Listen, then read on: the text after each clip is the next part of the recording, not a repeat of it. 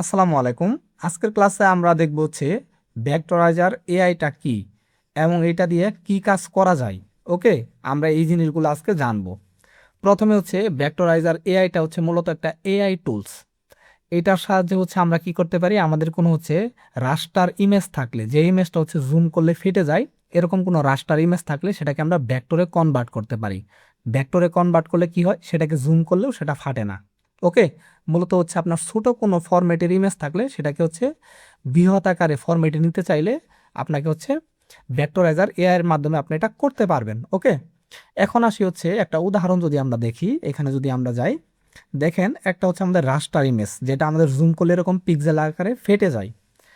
সেরকম হচ্ছে একটা ভেক্টর ইমেজকে আমরা এই রাস্টার থেকে ভেক্টরে কনভার্ট করতে পারি, যেটা হচ্ছে আমাদের খুবই সুন্দর আসে। এখন যদি এটাকে আপনি জুম করেন, সেই ক্ষেত্রে অনেক বড় করলেও সেটা ফাটবে না, আর এটা কিন্তু অলরেডি ফেটে আছে, নষ্ট হয়ে আছে।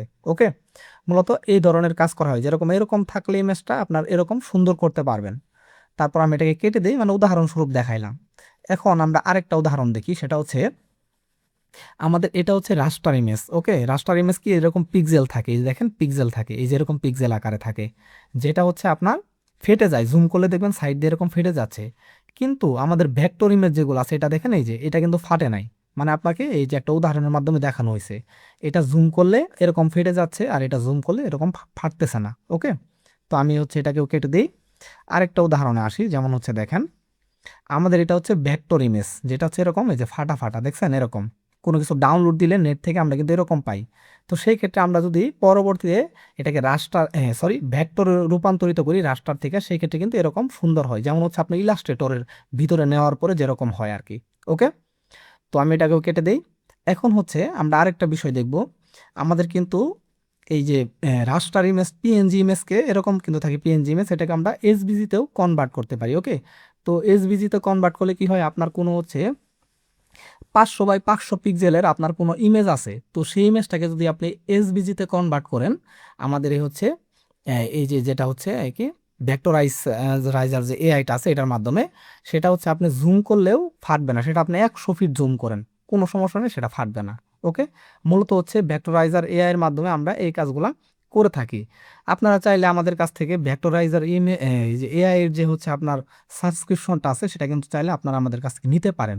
ওকে, আরেকটা বিষয় বলি, সেটা হচ্ছে আমরা যদি আমাদের কোনো জেপিজি বা পিএনজি পিকচারকে আমরা যদি এসভিজিতে কনভার্ট করি, সেই ক্ষেত্রে আমাদের কোনো লোগো বা কোনো ডিজাইন, এটা কিন্তু আমাদের ভেক্টর হয়ে যাবে। ওকে, যেমন হচ্ছে আপনার কাছে কোনো হচ্ছে কোনো পিকচার আছে, সেটাকে আপনি বিলবোর্ড আকারে, মানে একটা বড় বিলবোর্ড আকারে আপনি ওটাকে কনভার্ট করবেন, তো সেই ক্ষেত্রে আপনার যদি আপনার এই ভেক্টরাইজার এআই টুলের মাধ্যমে সেই সেই পিএনজিটাকে আপনি হচ্ছে ভেক্টরাইজ করতে পারবেন।